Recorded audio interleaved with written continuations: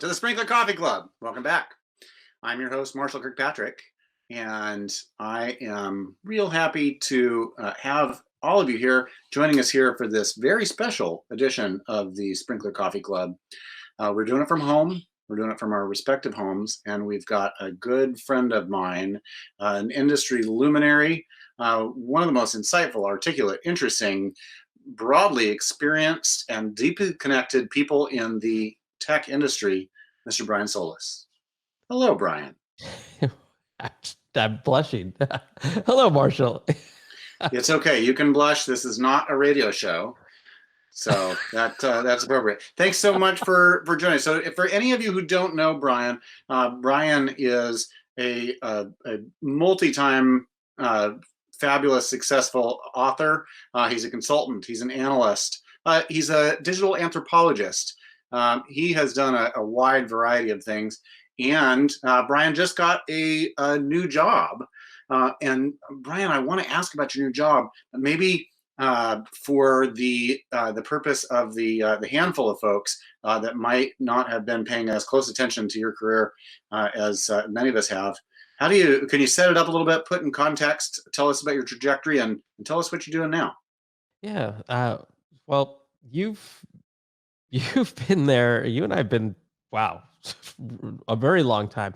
I don't even know if I can count how many years we go back, but it's been a while. And that trajectory, both you and I have gone through some personal renaissances of our own, and I think along the way, what was consistent in each of the steps was at least part-time to eventually full-time digital anthropology, which was always studying how disruptive technology, to give it sort of a geeky term, but and now overused term, but specifically how the consumerization of technology was changing human behaviors, and then more so eventually studying how those behaviors would then evolve.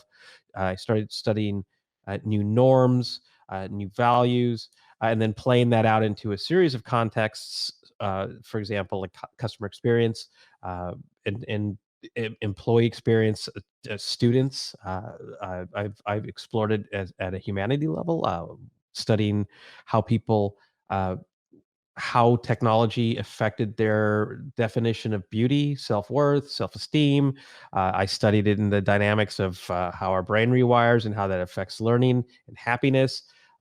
Wow, just way probably too much information there, but that all shifted in a really wonderful way recently, when I decided to fold up my independent analyst practice and join Salesforce full time, Yeah. and joined as their global innovation evangelist. I am part of John Tashik's market strategy team.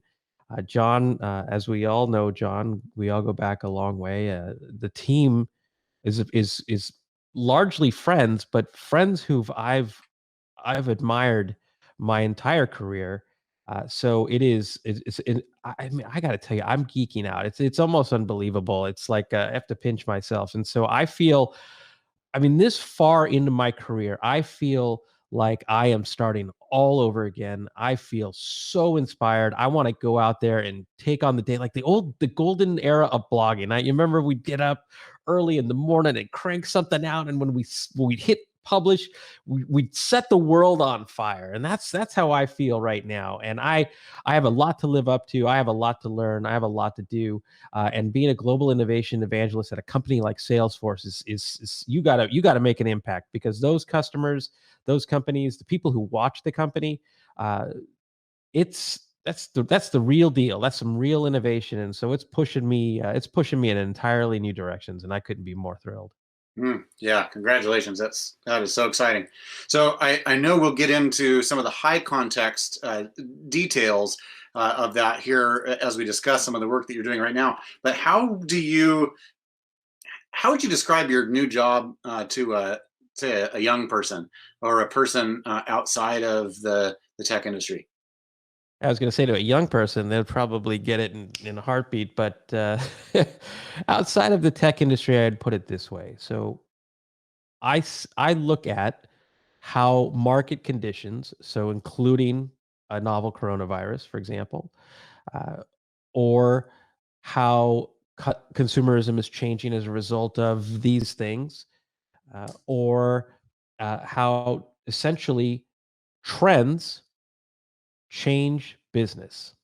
And I get to the heart of what those trends are and what those changes are, and I humanize them for executives leading organizations or companies to then help them make the types of investments and also develop strategies that are going to help them not just adapt to new market conditions, keep up with them, and also get ahead of them at some point.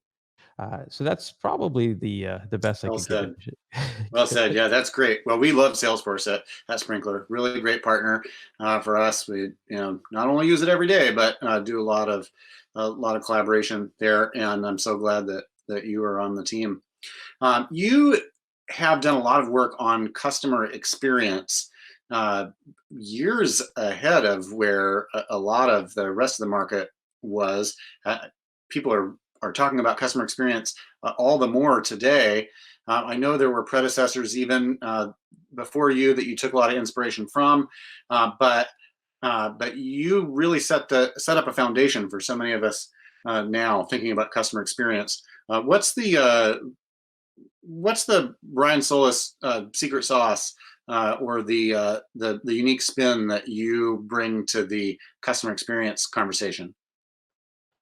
It goes back a really long way, and I don't know that I could say that it was intentional, that I was specifically seeking to have a voice in CX or customer experience specifically. It's gosh, not having really thought about this as a strategy, this is just a human answer. I mean, the truth is that it's probably the digital anthropology that forced a human-centered perspective, and a human-centered perspective that was from afar, so it didn't have a bias, it didn't have a lean, and when you observe it at that level, you can't help but not empathize with it, and so you see not just where it's failing, but you see opportunities where it can excel. And then more importantly, you see it holistically, where you understand, again, unbiased, that someone's just trying to accomplish something. And you're able to connect a lot of dots that you wouldn't have otherwise seen. And I'll kind of explain that in a little bit more thoroughly. But before I do, those dots are really important when you can look at, say, the effects of what a smartphone and social media do to someone in terms of how their brain fires, how they're feeling inside, depending on that moment, uh, as a result of it's called persuasive design. We can get into that later. You happen to know how they feel and what they're trying to do, and then you know what's on the other side of that screen. Usually, in traditional customer experiences, they're not keeping up with this. So you then connect the dots of digital anthropology, of CX, of marketing, of content, of UX, UI, and then you're able to say in a very human way, this is what's happening and what someone can't do, why they're feeling a certain way. But if you did X, Y, and Z, they would be able to do this, this, and this, and they would feel all the better for it. And that is called reciprocity. And reciprocity equals value, lifetime value, advocacy, etc. So that was my secret sauce, probably, was just the humanization of a very complex and often very technical and technology centric conversation. Hmm. So you have said that innovation is not just about new technology. It's about discovering or creating entirely new forms of value. And it's great to hear that technology is part of the answer, but there's so much more to it. How are you understanding innovation these days? I tend to look at it from let me take a step back and then I'll answer this for you. The other bit about customer experience that I really want to emphasize, because it's going to lead into the innovation answer, is that when we tend to look at it as customer experience, or CX as it's often referred to in the industry, or all the time, it's it's it's often an inward centered perspective and conversation. So, for example, if we journey map, We're going to look at the journey as it exists. We're going to look at ways to optimize it. We're going to look at ways of investing in new technology to scale it, make it more efficient. In some cases, to modernize. For example, like mobile was one, social was another one over the years. Uh, Now we're looking at things like automation, so chatbots. Uh, that, and this is what's going to get into the answer. I don't talk about customer experience or CX. I talk about it as, and I add an apostrophe S so that this really brings it home. I talk about it as the customer's experience because then in doing so, you force shift the conversation from the outside in rather than inside out. So then when you look at the journey, you see it from their purview, and their purview is that sucks. That's horrible. This is taking too long. I feel this. And those emotions add up. And it's really important because the word experience and customer experience is something that we don't talk about enough. When I wrote a book about experience design, I tried to find a common definition in the industry that everybody could agree upon. It was weird. It's just everybody had their own take on it. It was all inward out instead of outward in. So I added that apostrophe s and realized, you know what? The customer's experience is simply an emotional reaction to any moment, right? Call it a touch point, call it whatever you want. It's an emotional reaction. So how they feel is going to dictate what they do and more importantly what they remember, because how they feel is a direct link to memories, and memories are a direct link, good or bad, to brands. And that means that in order to innovate, so coming back to that, we have to not get caught up in the inward out facing of iteration, which is, oh, this, that, cloud, AI, machine learning, and bolt it on to the existing journey to improve the experience that exists. Iteration is good, but it's not innovation, right? Innovation is creating new value, right? And the two of those things, when done right in parallel under a great vision of improving the customer experience, you get disruption. And disruption is doing new things or creating new value that make the old things obsolete. And so this is why any conversation about innovation has to be, at least in my work, human centered, because it leads to these insights that you wouldn't have gotten to because we were in that box that we were trying so hard to think outside of. Hmm. Oh, I can remember yesterday I was having a conversation and had to have my hand slapped because I was speaking about things from the perspective of my own employer. And thankfully my boss Grad said, no, no, no, no, no. Let's talk about the feelings of the person that is going to be using this. And yeah, we just got to remind ourselves of that over and over again. Such powerful insight. So speaking, Brian, of centering human experience, I want to zoom from these general thoughts to the specific time that we find ourselves in right now. Hopefully, uh, folks out there that are watching are able to stay safe and healthy, and we hope that your family members are safe and healthy as well. Um, but this pandemic is really a defining moment uh, for all of us on an individual, emotional level, and for organizations on an operational and strategic level. And you have been giving some real serious thought to how leaders might be thinking about um, leading their organizations through and after this global pandemic that we're facing. Can you share some of those thoughts? Yeah, I wish everyone wellness and warmth in their situations. It's I hope we never have to go through anything like this again.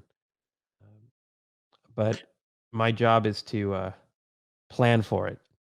Uh, and one of the things that we didn't talk about is that I wouldn't say that I have officially trained to be a futurist, but I sort of had to become one as a result of the scenario planning around digital anthropology. So we can talk about that later. But the futurist in me came out recently in scenario planning.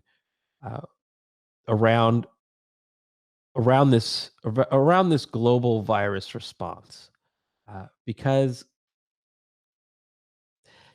I don't I don't know if we have real solid footing anywhere in the world where we could point the finger and say that's absolute leadership. And even though Maybe there's New great, Zealand. well, New Zealand is on, but where, what I mean by leadership is in terms of treatment and cure, and ultimately if we can get to a vaccine, and so it's not that we're the absence of it, it's that you have to plan around the humanity of those realities. And so I kind of, it's a real human, it's a real human way to say that any business that talks about the new normal is missing that humanity. And so what I tried to do recently was play that out.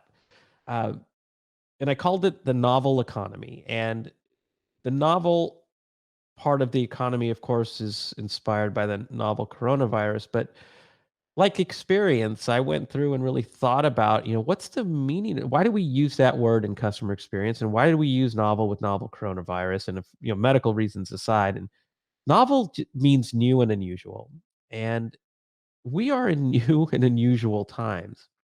There's no playbook for it. And like the virus, there's no yet proven treatments, or defense mechanisms, or vaccines to defend against it in the future. And the reason why I share this with you is because I want to share with you my process of how I got here. So then, knowing that, and I realized that talking about the new normal was actually doing injustice to what we should do moving forward, because this is a global problem, one that we're all experiencing together. And rather than talk about it in dark and bleak ways, I felt like, you know what? What if we changed our perspective of it? What if this wasn't so much of a disruption to our plans, but an opportunity to plan differently, to do the things we maybe talked about one day doing? If what if we saw this as not just a disruption to our trajectory, but also as an opportunity to grow in new areas? And then let's get that optimism going, and then let's play it out in the likely stages that are going to happen. Stage one, we got to react. This is really incredible. This is disruptive times. We have people that need to work from home. We have e-commerce that's going crazy. We have people who are going to digital channels trying to figure out service and support. And we have an infrastructure where our digital transformation strategies of the last 10 years have been literally digitally disrupted. So, of course, we got to orchestrate around that, but let's play out what happens when we start gradually reopening the world, or the US, and this, depending on who's watching.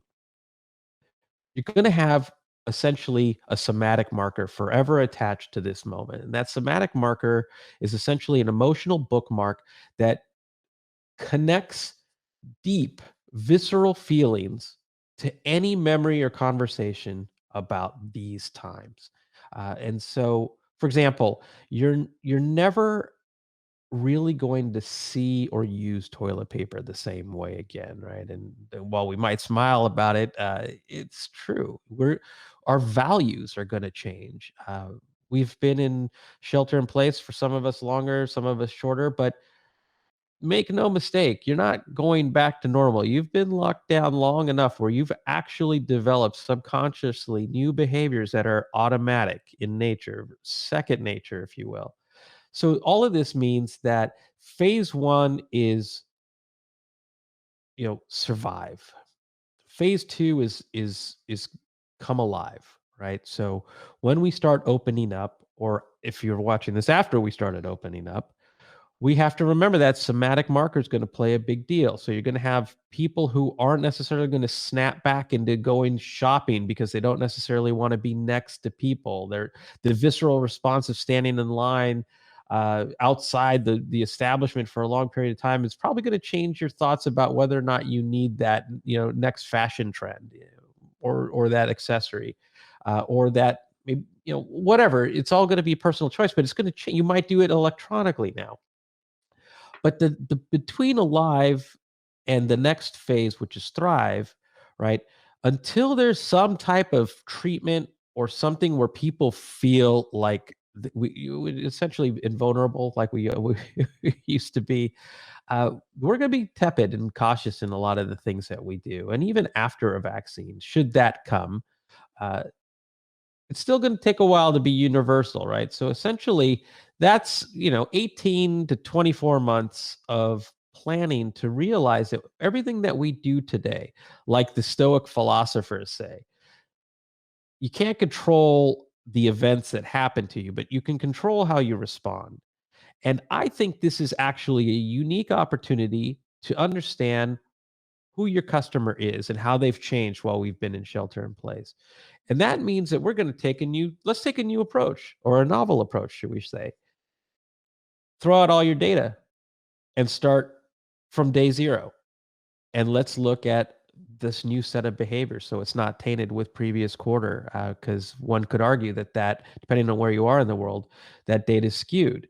And let's start asking some different questions, and let's start practicing real-time analytics, and let's start then taking those analytics and starting to get predictive with it so that we can keep up with and get ahead of that customer as they're evolving, because that's exactly what's happening. We're all changing right now, and we're all feeling things right now. So we change, we learn what's important, we change how we talk, we introduce new touch points that are just actually pleasant, and we look at our digital transformation, we look at our innovation opportunities to create new value for a new time, for literally a new type of person.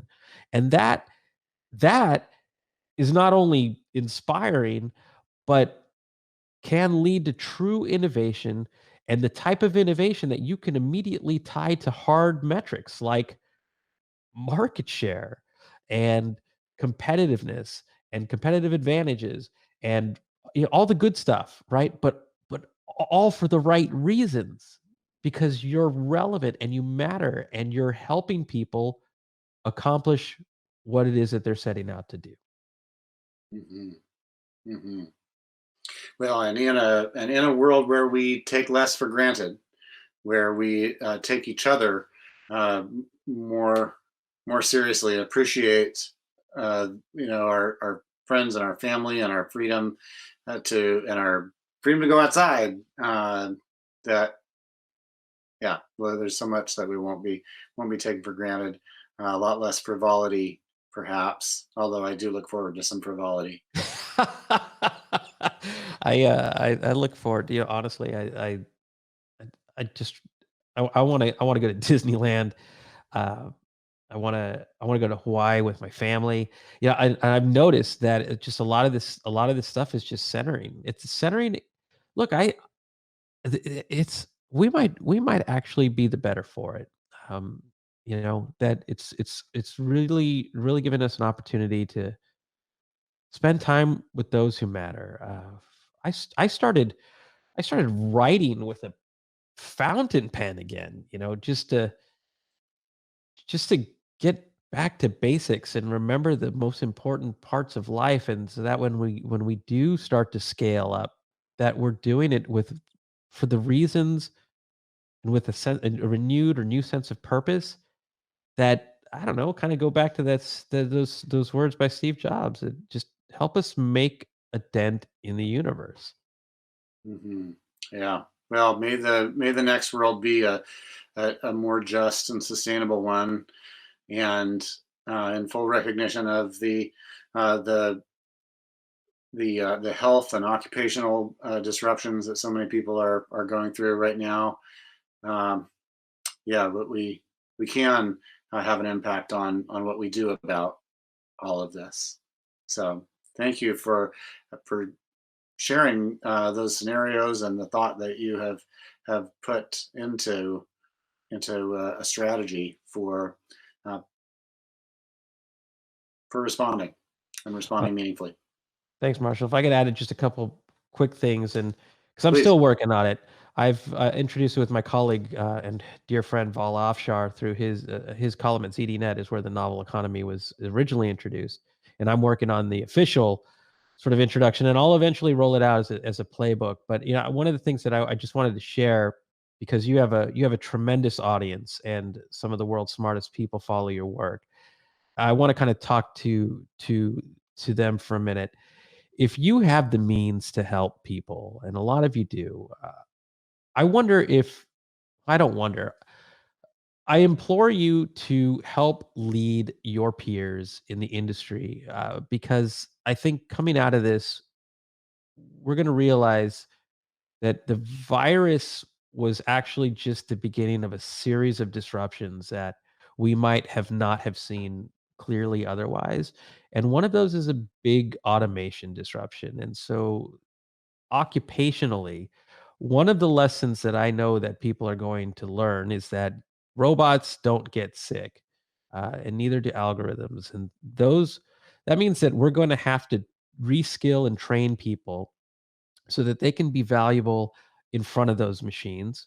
And they don't have the means necessarily to do it themselves. And so I think as business leaders or technology leaders out there, let's get some programs in place that are widely available to help reskill and train people, to get these new jobs that are going to start being created because of the displaced jobs that robots are going to start taking. And then the last thing I just want to leave you with is that we got a chance to see the earth breathe, and that, if anything, should show us that there's not going to be a pandemic overnight like we saw with Mother Nature. It's been slowly evolving, and disruptions have been local for the most part, but they'll probably get bigger. And so let's take a moment and appreciate what we saw, and hopefully what we're seeing, and also invest in means to kind of let her breathe a little bit more. Hallelujah. Yeah, agreed. Brian, what's the best way for people to, if there was one place that people should go to tap into the Brian Solis experience, where should they go? That would probably be briansolis.com, because it's a hub for everything, to Salesforce, to social media, to all the different platforms for content. That's awesome. Well, I hope that folks will do so if they haven't already. I've been enjoying following along with you as your friend and fellow thinker about all these changes for all these years, and I really appreciate your taking the time to come on the show today. I just wish it was in person. I love these moments. I was just thinking that the last time I saw you in person was a year ago in Austin, Texas, I believe. Yeah. Yep. That was Well, nice. thank you, Marshall. It's always a pleasure. Likewise. All right. Well, folks, thank you so much for joining Brian Solis and I here on the Sprinklr Coffee Club. We hope you'll connect with us online and continue the conversation. Stay safe, stay healthy, and take care of one another. Thank you, everyone, for joining us.